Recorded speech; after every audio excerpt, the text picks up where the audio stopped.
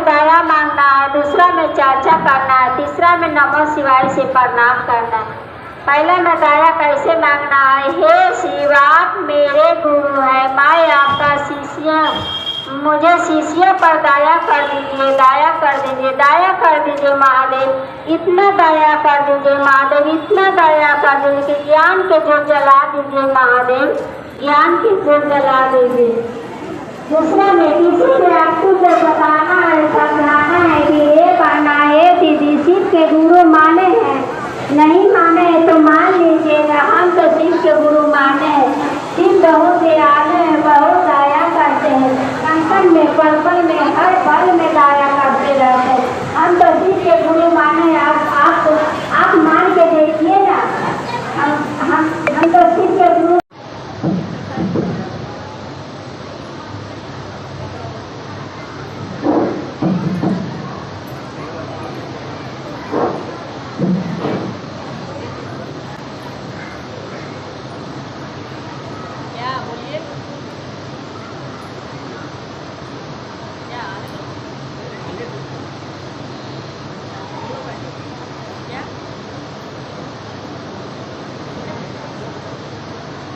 सभी को प्रणाम।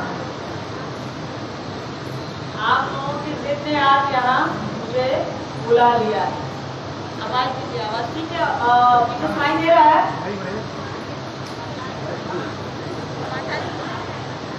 पीछे काफी।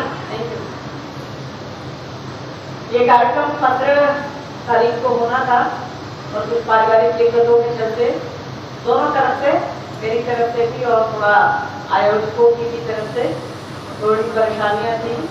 तो जगत है, परेशानी लगी रहती है, फिर भी हमारे आपके जहन में अगर शिव हैं, साहब दीदी हैं, तो हम हर परेशानी को बात करते हैं और बाहर आते हैं और महादेव का काम करते हैं।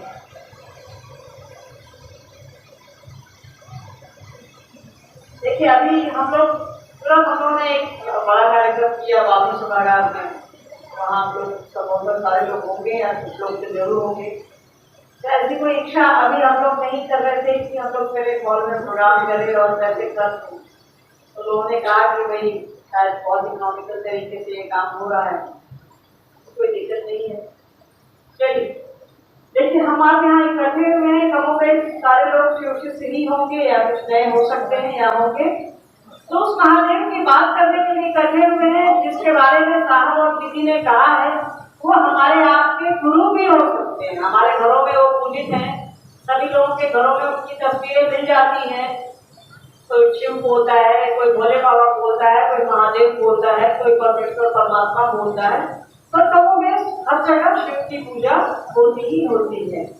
आप देश के किसी भी कोने में चले जाए, हर जगह आपको मिल जाएगी भगवान शिव की पूजा। तो उनको गुरु बनाने की बात किसी ने नहीं की कि कैसे उनको गुरु लेते, तो हम उनसे सब कुछ है, धन संपत्ति, गाय गोरू, घर मकान, जूता चप्पल सब कुछ लेते हैं, पर उनसे जो सबसे जरूरी चीज है वो है ज्ञान, बुद्धि को नहीं मांगते।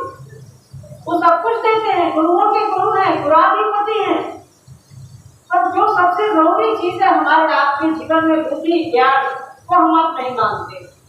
तो साहब ने कहा कि ये इतना अच्छा गुरु है, उनके शिष्य नहीं है। कोई बहुत बढ़िया स्कूल है पटना का, उसमें विद्यार्थी नहीं होंगे तो स्कूल होने का मतलब क्या है? तो साहब को आश्चर्य हुआ कि शास्त्र कहते हैं, किताबें कहती हैं कि शिव गुरु है, जगत गुरु है, विश्व गुरु कहा गया है, गुराधिपति कहा गया है।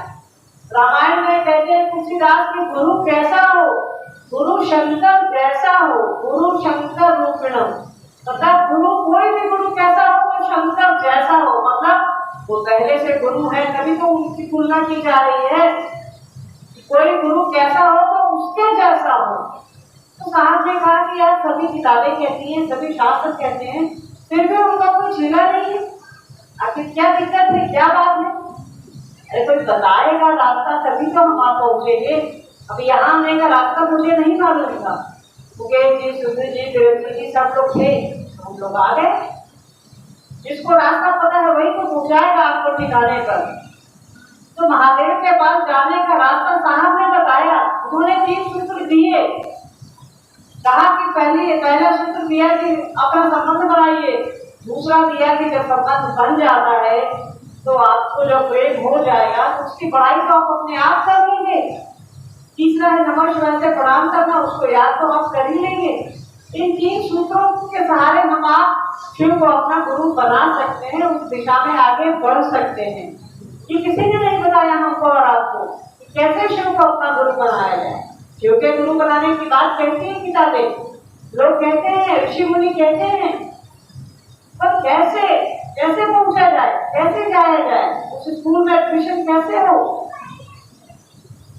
तो ये रास्ता, ये तरीका जो है वो साहब ने बताया है, वो जैसा कह रहे हैं करते रहिए। अब तो कहीं बाहर की ये चीज नहीं आई है, यहाँ हमारे आपके घरों में आई है, तो समझ लेना है कि ये यही महादेव है जो हमको और आपको सब कुछ देते हैं। ज्ञान भी मांग लेंगे, आप उसको ऐसे समझ सकते हैं कि दशहरा आने वाला है, रावण वध होगा। सोचिए रावण जैसा शिव भक्त बहुत कम है दुनिया में, उसने सब कुछ मांगा, महादेव ने सब कुछ दे दिया। उनका नाम है भोला, जो मांगिएगा दे देंगे। अवधर दानी उनका नाम ही है, जो मांगिएगा जहाँ मांगिएगा वो ढल जाएंगे। अवधर मतलब जो बहुत आसानी से आप पर खुश हो जाए, जो ढल जाए। नहीं होता है कि पूरा ढल गया है इस पर, तो महादेव को कहा गया है उसने सब कुछ मांगा पर बुद्धि नहीं मांगी। उससे बड़ा ज्ञानी कोई नहीं, बहुत ज्ञानी राजा था, बहुत विद्वान राजा था, उसके पास सब कुछ। महादेव को उसने कहा कि आप पंचानन है, आपको 5 सिर है, मुझे दशानन कहा जाए, मैं 10 सिर हो, मुझे 10 सिर दिया जाए। और इतना बड़ा भक्त कि वो 9 सिर चढ़ा दिया काट करके महादेव को। 10 को चढ़ाने वाला तो महादेव ने कहा कि रुको भाई रुको। और उसने जो सबसे जरूरी चीज थी वो नहीं मांगा, सबसे जो जरूरी चीज थी बुद्धि, ज्ञान, समझ। और देखिए जब हमारे आपके पास ज्ञान, समझ, बुद्धि नहीं रहती है तो हम क्या से क्या कर देते हैं। साधुता के वेश में उन्होंने सीता का हरण कर लिया, कारण जो भी हो उसके पीछे हम आप नहीं जानना चाहेंगे, कारण जो भी हो, जो भी रहा हो, पर साधुता के वेश में, साधु के वेश में उन्होंने सीता का हरण किया और साधुता बदनाम हो गई, बस और बस ज्ञान के अभाव में। वो इतना बड़ा राजा था, वो कुछ नहीं कर सकता था, उसको साधु का वेश लेने की क्या आवश्यकता।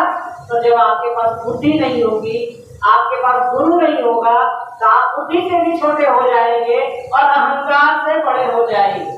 तो मन में जब ताकत का अहंकार रहता है तो बुद्धि भी छोटी रहती है, तो दिमाग काम नहीं करता है। बस एक चूक हो गई उससे और साधुता बदनाम हो गई। लोग आरोप लगा देते हैं कि रावण जैसा भक्त, महादेव का भक्त, देखिए सीता का हरण कर लिया साधु के कपड़े में, कहीं से उचित नहीं।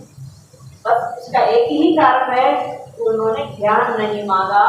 उन्होंने कहा कि मुझे ज्ञान की आवश्यकता नहीं है, बस संपत्ति दे दो, सामर्थ्य दे दो, ताकत दे दो। ये चीजें लेकर के हम आप क्या करेंगे, ये तो यहीं की यहीं रह जाएगी, सब कुछ छूट जाएगा। तो उनसे ज्ञान मांगिए, समझ मांगिए, वो हमको और आपको ज्ञान दे रहे हैं, समझ दे रहे हैं, बस ले लेना है। जैसे ये धूप निकली है, अगर हम आप इस छत के नीचे नहीं रहते तो कितनी तेज गर्मी रहती है, ये सोचिए।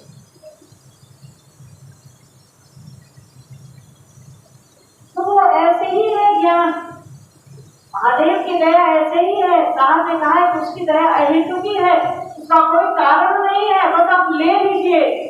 बिजली है, बस आप चौका फंसा लीजिए, आपके घर में भी बल्ब जल जाएगा, आपके घर में रोशनी हो जाएगी।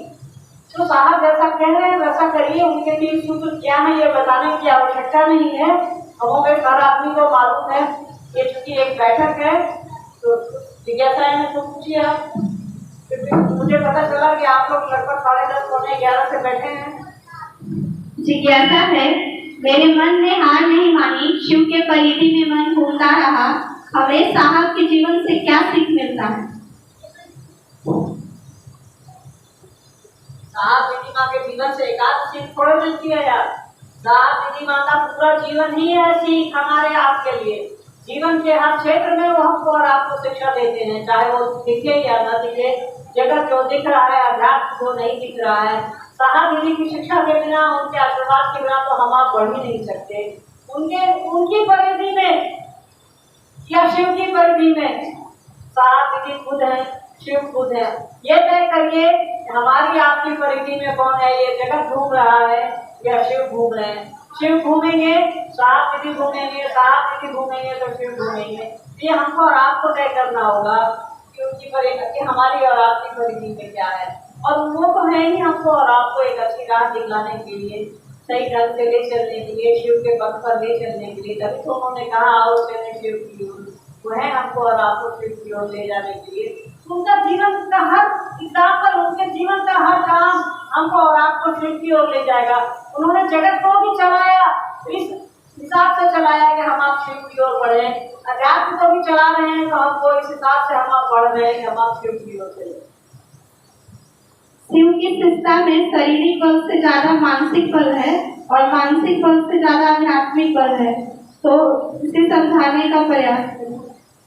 देखिए शिव की शिष्टता में शारीरिक, यहाँ विज्ञापन साहब ने लिखा है कि व्यक्ति के पास 3 तरह की ताकत होती है, एक शारीरिक, एक मानसिक और एक आध्यात्मिक। शारीरिक ताकत तो है कि कोई मुझसे बलिष्ठ आ जाएगा तो गिरा देगा, या मुझसे कमजोरी है तो हम उसको गिरा देंगे।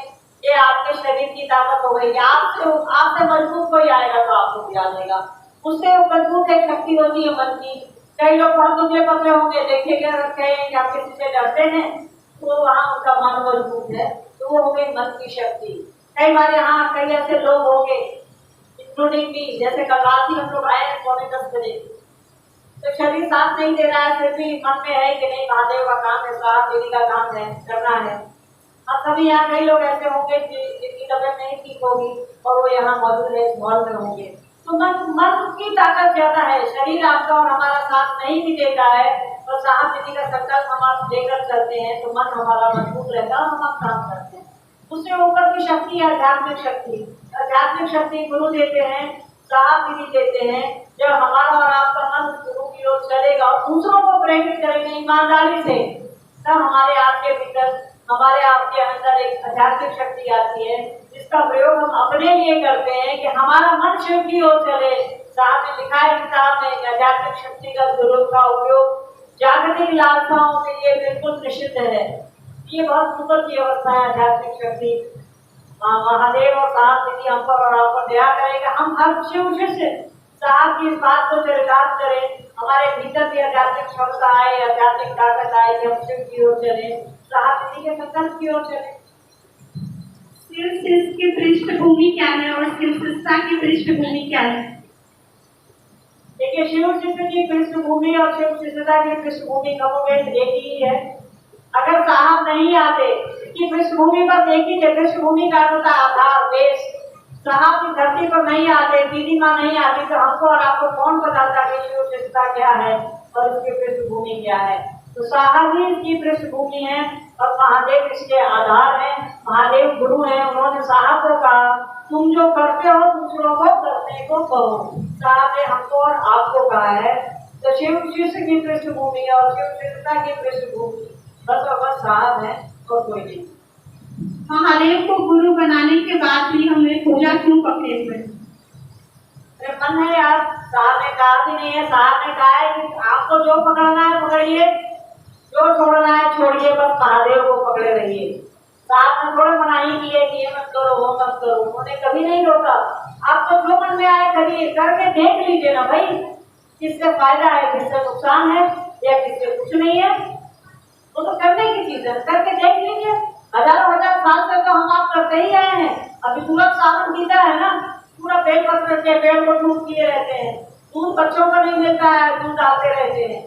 चलिए ये आपकी व्यक्तिगत निष्ठा है, इस पर कोई टीका टिप्पणी नहीं करनी है।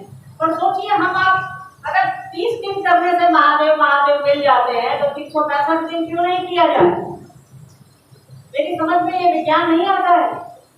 30 दिन महादेव महादेव करते हैं, 31वें दिन काहे छूट जाते हैं वो यार, पता नहीं है। मेरी समझ से परे है ये।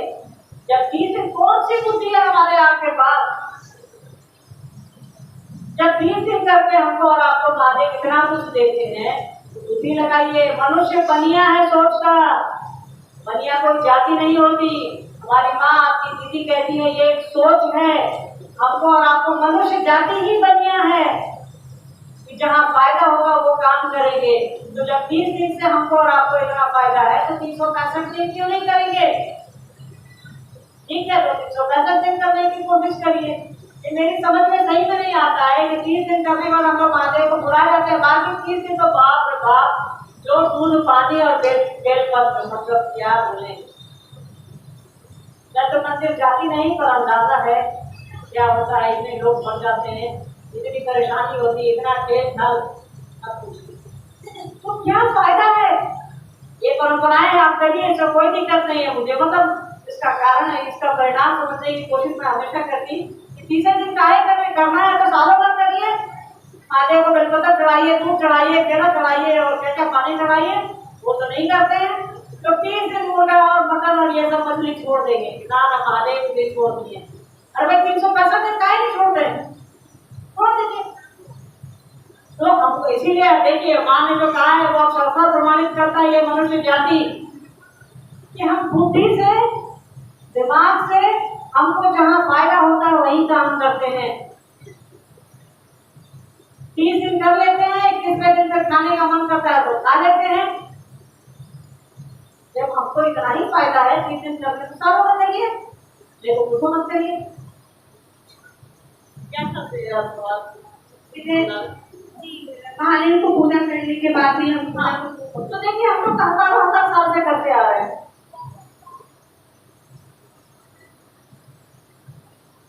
और साहब ने ऐसा अलग जगाया है इन 40 वर्षों में कि आज हम हॉल में इतने सारे लोग बैठे हैं और बड़े प्रेम से बैठे हैं, सब करके बैठे हैं। कोई किसी की जाति नहीं जानता, कोई किसी का धर्म नहीं जानता, कोई किसी का पंथ नहीं जानता, कोई नीचे बैठा है, ऊपर बैठा, किसी को कोई फर्क नहीं पड़ता। ये किसने किया? ये साहब और किसी ने किया? ये महादेव की इच्छा हुई कि वो लोगों के गुरु बनेंगे और वो बन रहे हैं, और लोगों के बीच जो संकीर्णताएं हैं वो खत्म हो रही है। पूजा पाठ से अगर संकीर्णताएं खत्म हो तो बताइए मुझे। और खैर आप करते रहिए, महादेव जिसके गुरु हैं संकीर्णताएं खत्म करते हैं। शिक्षानुभूति में लिखा है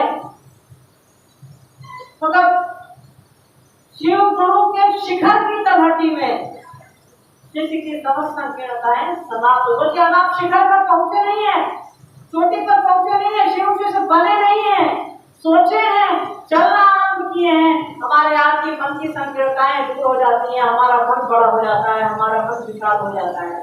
मैं इन चीजों को लेकर कह रही कि हजारों साल से तो हमको करते ही आ रहे हैं।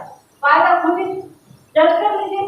मनुष्य को बुद्धि से बोला ना हमने कि बहुत तेज प्राणी है, जहाँ फायदा होता है वही काम करता है, तो देखिए खुद जज करिए। शिव गुरु को प्रचार की मोहताज नहीं है, लेकिन फिर भी हमें शिव गुरु की बात सभी से क्यों करते हैं? जिसकी पूरी दुनिया है उसको प्रचार करने की जरूरत है। ये इस कायनात का मालिक है यार, सृष्टि करता है, परमात्मा है, महेश्वर कहा गया है, उसको महादेव कहा गया है, उसको प्रचार की जरूरत है। अरे उसका नाम लेकर के तो हमारी आपकी बिगड़ी तकदीर बन जाती है, उसको क्या जरूरत है? छोड़ दीजिए। हम आप नहीं थे तो लोग नहीं जान रहे थे क्या कि महादेव है और महादेव गुरु है। ये याद रखिएगा, हमारा आपका सौभाग्य है कि हम आप इस काम को कर रहे हैं। वरना साहब ने कहा है कि मैं पत्तों से करा लूंगा, मैं गधे से करा लूंगा, मैं किसी से करा लूंगा। ये साहब जी का आशीर्वाद हमारे आपके ऊपर है। इस काम को हम आप कर रहे और अपने जीवन को धन्य करें, अपने जीवन को यथार्थ रूप में उतारे। मनुष्य का यथार्थ यही है, जीव का शिव होना। ये हमारा और आपका सौभाग्य। उसको उस दया निधान, उस सृष्टि करता को क्या जरूरत है प्रचार की? उसको कोई जरूरत नहीं है प्रचार की। हमको और आपको उसके नाम लेने की जरूरत है, ताकि साहब ने कहा शिव शिष्य बनो और शिव शिष्य बनाओ। बनाने के क्रम में वो शिव आपको याद रहते हैं, इसीलिए साहब ने कहा शिव शिष्य बनो और बनाओ। इसको हमारी आपकी जरूरत नहीं है, हमको और आपको उसकी जरूरत है। हमको और आपको साहब दीदी माँ की जरूरत है, उनको हम लोगों की कोई आवश्यकता नहीं है। गुरु के रूप में 5 शक्तियों को धारण करते हैं शिव, कैसे? देखिए साहब ने लिखा है कि गुरु के रूप में शिव 5 शक्तियों के धारक है। वही शिव हमारे परमात्मा है। इसलिए साहब कहते हैं कि हमारे आपके परमात्मा गुरु हैं। जिसने हमको बनाया है वही हमारा गुरु है, तो बेहतर परिणाम आता है। आप किसी को भी गुरु बना लीजिए, आप परिणाम देख लीजिए, आपको नहीं उतना नहीं आएगा आप जितना सोच सकते हैं। जो बनाया है वो आपको बेहतर, बच्चे को माँ बेटी इतना समझती है कोई और नहीं समझता, क्योंकि उसने उसको जन्म दिया है। वो 9 महीने अपने पेट पे रखती है। फिरंगी जी कारपेंटर है, मतलब वो कुछ बनाते हैं, उनसे पूछिए कि जब वो टेबल बनाते हैं तो उनको कितनी मोहब्बत है उस टेबल से, उस टेबल में कहाँ क्या कांटे लगी है, कितने इंच की लकड़ी लगी उनको मालूम है। सब कुछ जो बनाता है उसको मालूम है कहाँ क्या है। तो शिव ने हमको और आपको बनाया है, उससे अच्छा गुरु कोई हो ही नहीं सकता। तो वही परमात्मा गुरु है। परमात्मा के 3 काम, इच्छा ज्ञान क्रिया, मतलब वो दुनिया बनाते हैं, चलाते हैं, फिर उसका संहार करते हैं। और वो जब गुरु की कुर्सी पर आते हैं तो 2 काम और ऐड हो जाता है, वो है आपको तिरोधान और अनुग्रह, मतलब उसकी अनुग्रह शक्ति, मतलब अनुग्रह शक्ति मतलब उसका दया भाव। शिव अपनी दया से, गुरु अपनी दया से जीव को शिव बनाते हैं, तो आपकी दया अनुग्रह शक्ति उसमें ऐड हो जाती है। और तिरोभाव या तिरोधान कहिए उसमें ऐड हो जाता है कि गुरु अपनी दया से जीव को शिव बनाते हैं, दया करते हैं, और फिर हमारा और आपका मन तिरोधान मतलब परमात्मा की ओर चलता है। यही है गुरु की 5 शक्तियाँ। परमात्मा की 3 शक्तियाँ हैं। जैसे वो गुरु के पद पर जाते हैं तो 2 शक्तियाँ ऑटोमेटिक उसमें आ जाती हैं, ठीक है।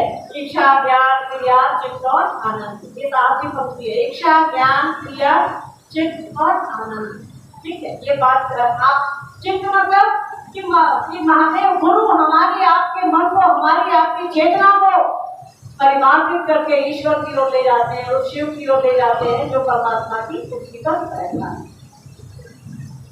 शिव शिष्यों के लिए 3 सूत्र में से कौन से सूत्र सबसे ज्यादा उपयोगी है? देखिए, ये साहब ने 3 सूत्र दिया है। हमारे आपके लिए तीनों ही सूत्र उपयोगी हैं। और साहब ने कहा है पहले सूत्र तो सबसे पहले देखिए, दिक्कत हमारे आपके साथ यही है कि हमको और आपको मिलता है पहला सूत्र, देते हैं दूसरा सूत्र, इसीलिए दिक्कत हो रही है। अरे भाई, हमको और आपको मिला है 3 सूत्र, 3 सूत्र में पहला क्या है?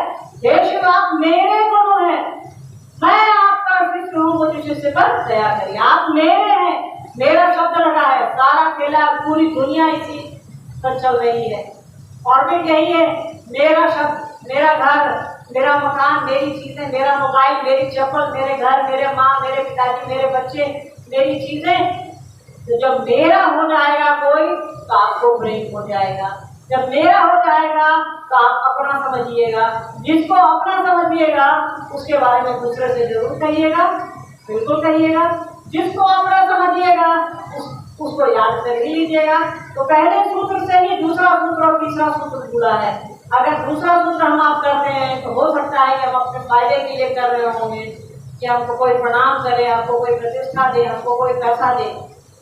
तीसरे सूत्र के बारे में साहब ने कहा है कि नमः शिवाय करने से हमारे आपके लौकिक कर्म फल जो प्रारब्ध है वो टूटते हैं। यहाँ भी हम आप इन दोनों को अपने लिए करते हैं। पहला सूत्र भी अपने लिए करते हैं, पर वो सहज है, वो हमको और आपको ऐसे ही परमात्मा ने दे करके भेजा है। दुनिया हमको और आपको कपड़े देती है, वो दाना देती है, दूध पिलाती है, माँ बेचारी दुनिया देती है, पर प्रेम जो है वो ईश्वर सहज रूप से हमको और आपको देता है, जो ऐसे ही है हमारे आपके पास। तो पहले सूत्र पर ध्यान दीजिए। सारी चीजें रिलेटेड हैं, इंटरकनेक्टेड हैं। आप किसी एक को छोड़ के पढ़िएगा तो अध्यात्म, अब डॉक्टर आपको 3 गोली दिया है, 2 खाइएगा तो फायदा कम होगा, 4 खाइएगा तो नुकसान हो जाएगा। तो 3 गोली दिया है, सुबह दोपहर शाम, तो वही ना खाइएगा।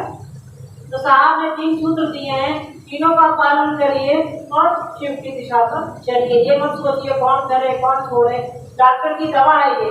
3 दवाएं हैं, सुबह दोपहर शाम। अब आप उसको अगर 2 खाइएगा असर कम होगा, बुखार 2 दिन में जो छूटना होगा 4 दिन में छूटेगा।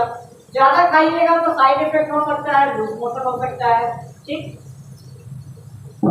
हम कौन है और हमारा अस्तित्व क्या है?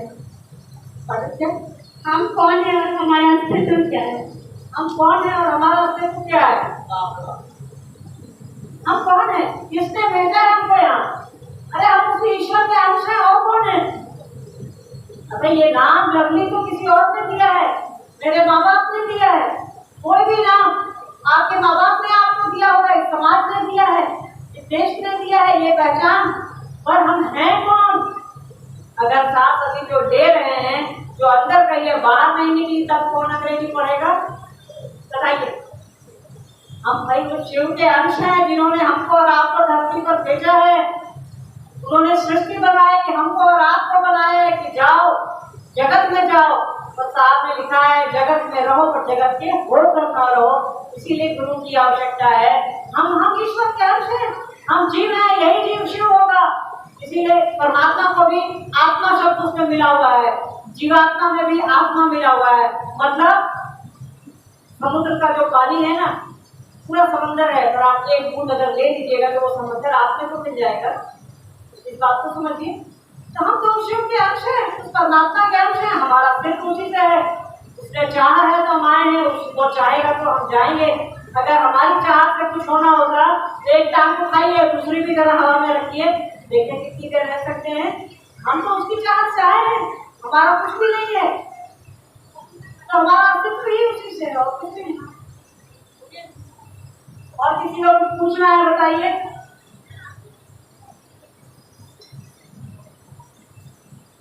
कुछ पूछना जी।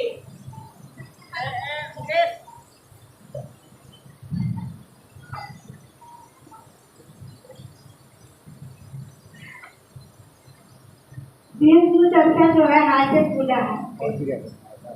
ये गुरु चर्चा जो है हाईटेक पूजा है, नाथ की लाइन है। बिल्कुल। अब आप यहाँ हम बैठे हैं, सोचिए अभी सुबह जितने बजे से आप बैठी होंगी, कितनी बार आपने महादेव का नाम सुना है और आपके मन ने सोचा? कम से कम 50 बार, कम से कम 50 बार। 50 बार महादेव पर ध्यान ले जाने के लिए सोचिए आपको कितना देर अगरबत्ती दिखाना होगा। हमारी एक मामी जी है, जब अगरबत्ती दिखाने से हनुमान क्या सागर श्यामा छत पे कपड़ा ले आना, अरे दूध चढ़ा हुआ जरा ले आना। ये कौन सी पूजा है? तभी हम आप बैठे हैं तो कम से कम 50 दफे महादेव का नाम हमारे आपके देह में टकराया होगा, हमारी आपकी कान से टकराया होगा। कहीं ना कहीं हमारे मेरा और आपका मन इस बात को छूटा है, शिव मेरे गुरु हैं। तो न यहाँ अगरबत्ती दिखाने की जरूरत है, न यहाँ आपको बेलपत्र चढ़ाने की जरूरत है, न आपको यहाँ साधना करने की जरूरत है। उस ईश्वर को साथ छोड़ सकते हैं यार, उसमें मिल सकते हैं, उसको अपने में मिला सकते हैं। गंगा को आप पी पाइएगा, इतनी विशाल गंगा है, छोटा सा एक उदाहरण है, पर एक बूंद हम आप पी लेते हैं तो कहते हैं कि गंगा जब पी लिए। तो वो शिव की पूजा हम आप कितनी देर कर पाएंगे? इसीलिए साहब ने कहा कि शिव चर्चा हाईटेक पूजा। दुर्गा जी बैठी हुई है क्या? जी प्रणाम दीदी। एक मेरी भी जिज्ञासा है कि साहब कहते हैं कि 72 साल से चल ही रहा हूँ, एक न जंजीर अनेकों जंजीर है, फिर भी चलना पड़ता है। इस जिज्ञासा से सबको जीवन में क्या सिखलाना चाहते हैं? देखिए ये साहब की लाइन है और चलिए शिवजी की लाइन है, संभवतः मैं हरिंद्रन जो उनका है उसकी लाइन है ये। तो उसमें वो कह रहे हैं कि देखिए मैं मेरे जैसा आदमी, साहब और दीदी जैसा आदमी जब इस जगत में है तो जगत के हिसाब से उसको चलना पड़ता है। कई सारी परेशानियां हैं, परेशानियों के बावजूद भी मैं चल रहा हूँ, शिव की ओर चल रहा हूँ। तो हमको और आपको उनसे सीखने की जरूरत है। हमने कहा ना कि साहब किसी का जीवन हमारे आपके लिए हर दिन चारों ओर से सीखने की चीज है, जो अपने आप में स्कूल है, अपने आप में ज्ञान का भंडार है। तो उससे हम सीखें कि दुनिया चलते रहती है, बाबू खर्च लगा रहता है यहाँ। महातांत्रिक लेनेश्वर अवधेश्वर साहब ने किसी चीजों को पर्दा में नहीं रहने दिए। यह सब जानकर, यह सब पढ़कर ना समझे, ना अपने जीवन में उतारे, बड़ा मुश्किल होगा। कारण मात्र एक ही है, वह शिव गुरु आदि कालों से हैं, मैं तो नहीं हूं। मुझे बहुत मुश्किल से पता न क्या मेरी प्रार्थना में उन्होंने सुने होंगे, जो साहब के युग में हमें मनुष्य तन में जन्म मिला, और नहीं तो साहब के पहले भी मानव रहे, उनके जीवन में शिव जैसे गुरु नहीं हुए। आज हम सब सौभाग्यशाली हैं कि साहब के युग में हमको आपको ये मौका मिला कि आपके भी गुरु शिव हो सकते हैं, इनको अपना बना सकते हैं। और यह मौका मैं नहीं कमाऊं, इसके लिए चाहे जो करना पड़े। साहब ने हमारे आपके बीच में आकर सभी कार्यों को करके सुलभ कर दिए, आसान कर दिए। हमको जीना है तो साहब की बातों के साथ, रहना है तो साहब की मनसाओं के साथ। और यह मनसा में हम सब अग्रसर हों, और अग्रसर होंगे तो उनके माध्यम बने साहब।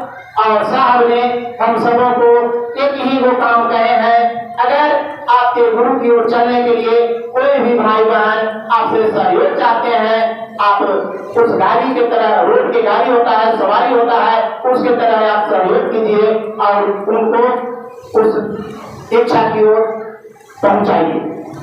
और ऐसे ही करने के लिए चाहते हैं साहब। इसमें हमको, आपको, हम सभी को एक ही मनसा होना चाहिए।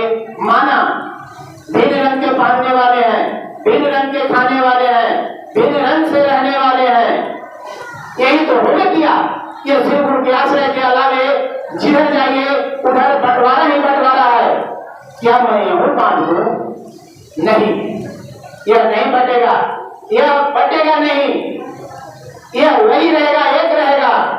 और हम सबका जन्म जन्मांतर तक गुरु शिव रहेंगे, इसके अलावे कोई हो ही नहीं सकता है। साहब का यही इच्छा रहा, यही नारा रहा, यही उद्देश्य रहा, यही निर्देश रहा। इसी के साथ मैं आप सबके चरणों में प्रणाम करता हूँ। मेरा प्रणाम स्वीकार हो। चर्चा में करते हैं, यदि हम लोग आप लोग जानते हैं, आप लोग बैठे होते हैं, इसलिए हम लोग करते हैं। ये हम जानते हैं, आप कुछ तो नहीं जानते।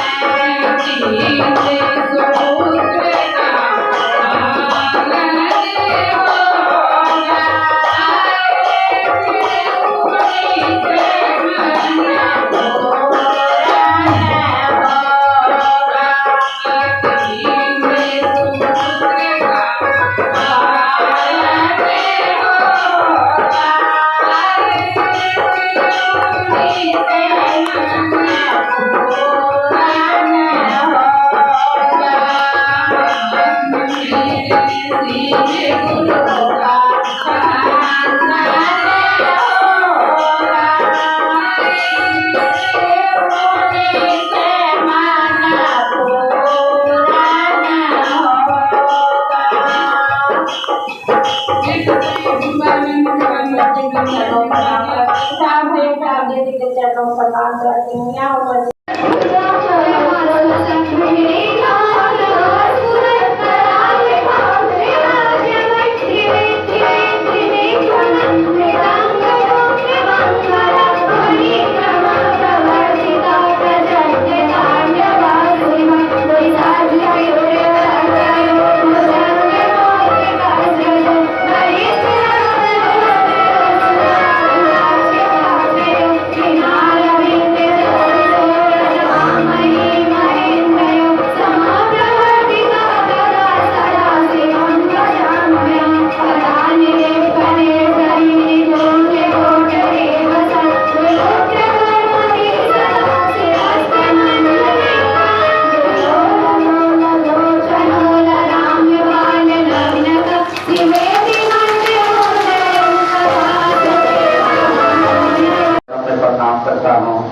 सभी गुरु भाई भगवान के चरणों में मेरा प्रणाम है, प्रणाम को स्वीकार करें।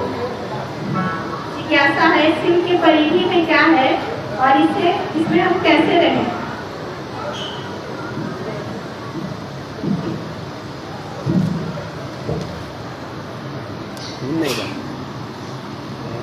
इसके बाद चर्चा में प्रदीप जायसवाल देखिए एक भजन विषय है कि शिव की परिधि में क्या है और इसमें हम कैसे रहें। तो शिव की परिधि में हमारी आपकी जिज्ञासा है। हमने अपने शिव को गुरु माने हैं और गुरु मान के गुरु के सानिध्य में मेरा मन रहे, इसके लिए साहब और दीदी ने जो हमको आपको 3 सूत्र दिए हैं उसको प्रतिदिन करने का प्रयास करेंगे। जो पहला है दया मांगना, दूसरा है चर्चा करना और तीसरा है नमः शिवाय से गुरु को प्रणाम करने का प्रयास करना। और जितना हमारे साहब और दीदी माँ ने कहे हैं उसी राजमार्ग पर हमको आपको चलना है, सब गंडियों पर हमको आपको नहीं भटकना है। जो साहब और दीदी कहे हैं उस बात पर हम खड़े उतरेंगे तो हम शिव की परिधि में हैं, क्योंकि शिव के बारे में साहब ही हमको आपको बतलाए हैं। क्योंकि शिव के बारे में शिव जानते हैं, साहब जानते हैं, तो जितना वह कहे हैं उतना ही हम करें, ज्यादा इधर उधर हमारा आपका मन नहीं भटके, बस उतना ही करने का प्रयास करेंगे तो मुझको लगता है कि मेरा मन, हमारा मन शिव की परिधि में रहेगा। धन्यवाद। आप सभी को पुनः प्रणाम। चर्चा की कड़ी को आगे बढ़ाते हुए मंच पे प्रदीप गुरु भाई आने का प्रयास करेंगे। भैया का जिज्ञासा है शिव की शिष्टता एक आध्यात्मिक उत्कर्ष है, कैसे?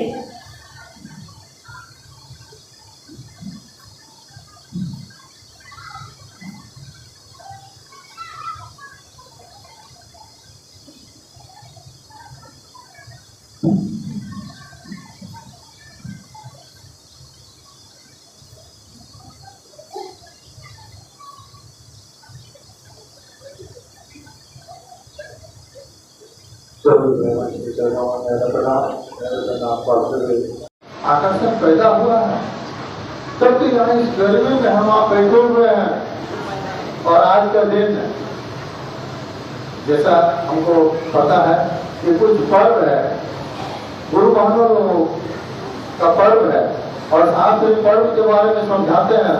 पर्व से बना है पर्वत, और पर्व में होता क्या है, हम लोगों का मन ऊंचाई पे जाना चाहिए, शिव की ओर, परमात्मा की ओर बढ़ना चाहिए। जैसे ही मैं देखा गुरु बहनों को, कि लगा कि इन बहनों का मन ऊंचाई पे चल रहा है, उस शिव की ओर मन चल रहा है। तब तो इतनी गर्मी में यहाँ बैठे हुए हम बैठ के जरा सा भी नहीं लगता कि गर्मी है, कैसे है, क्या है मौसम, आज पर्व है, त्योहार है। यही तो उत्कर्ष है, आध्यात्मिक उत्कर्ष है। हमारा तो मन शिव की ओर जा रहा, यह प्रमाण ये और में बैठे हुए सभी भाई बहनों को देख के लगता है कि यार उत्कर्ष हुआ है, आध्यात्मिक उन्नयन हुआ है।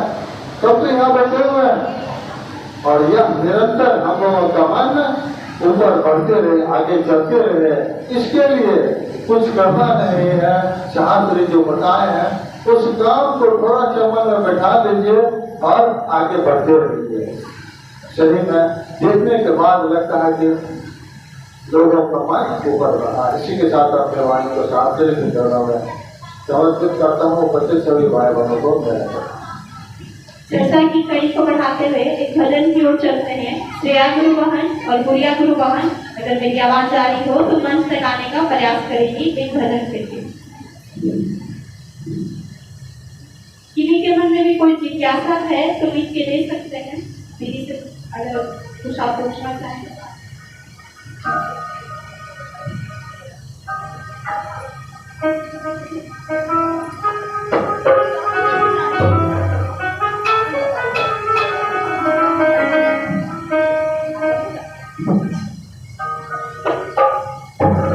अपने गुरु को प्रणाम करते हुए सभी शिव शिष्य को मेरा प्रणाम है, मेरा प्रणाम स्वीकार कीजिए।